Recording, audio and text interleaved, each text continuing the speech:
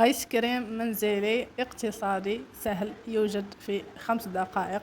في إناء نحط كأس بودرة الشونتيي، نضيف لهم أيضا ملعقة فانيليا. تقدروا ديروا الفانيليا السائلة. أيضا ضفت لهم حوالي نصف كأس سكر. اللي ما يحبش الحلاوة يقدر ينقص.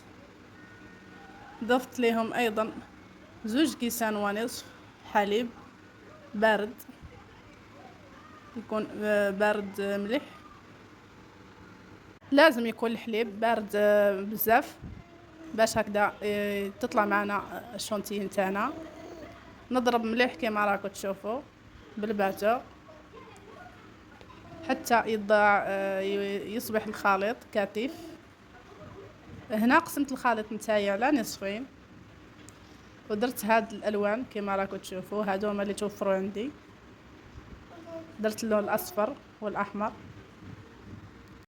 ومن بعد نخلطهم مليح ونضربهم شويه بالباتو باش يندمج هذاك اللون مع الخليط هذاك. ما تنساوش اذا ما كنتوش مشتركين في القناه تشتركوا في القناه وفعلوا زر الجرس باش يوصلكم كل جديد ان شاء الله.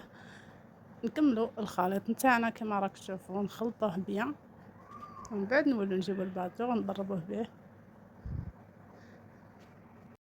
هاد الايس كريم يجي رائع ويجي بنين وسهل، وتقدري تحضريه في المنزل هكا، ديري حاجه نقيه في دارك احسن من اللي تروحي تشريه ما تعرفيش كيفاش مخدوم. جربيه في دارك احسن.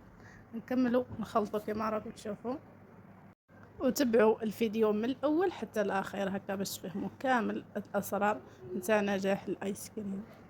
هنا بعد ما درتو كونجليتو حوالي 4 ساعات، كنت قبل ما كونجليه درتو وغطيته بكيس بلاستيكي وخليت هذاك الكيس يلامس السطح نتاع الايس كريم تاعنا، ومن بعد كونجليتو. وهذا بعد ما خرجته شوفوا كيفاه جا. هو نورمالمون يقعد 6 ساعات في الثلاجة، بصح انا كنت مزروبه خرجته قبل 6 ساعات.